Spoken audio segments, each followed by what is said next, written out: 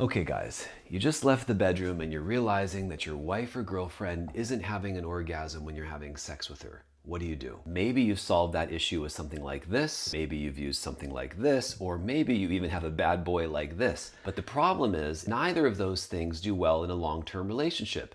And even though these are a woman's best friend behind closed doors, I'd like to offer you a better solution than what you're doing now. Because for a lot of couples, you're in a tit-for-tat relationship, an exchange. I get mine, you get yours. And while that may seem more equitable and certainly better than just the guy finishing and the girl never does, I still think it's not doing your relationship any favors in the emotional intimacy and connection department. Because I'd be willing to bet that you both have come to an interesting agreement, whether unspoken or spoken.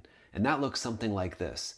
She lies there with a toy in her hand, pleases herself and gets herself off. Maybe you help her orally, maybe you help her with her fingers. But in any case, you aren't present with her, giving her that sensation. Then, once she's reached orgasm or she's done, that's when you think it's your turn and you effectively use her body for sex, having sex with her however you want until you finish. And this becomes a very almost transactional encounter, almost like she has to allow it to happen to her body rather than being a partner in that experience. Now, the crazy thing is, you want to have sex with your wife. You love her, you're attracted to her. I assume that you want to make her feel good, but you're a little lost with how to do it. Here are 3 quick tips. It just takes a little bit more focus and intensity. If she's going to use something like this, it's awesome, but put it in her hand and let her use it while you guys are doing it so she could finish that way. If she can't get there with that, you can try something more powerful, but the idea is to incorporate the toy into the mix,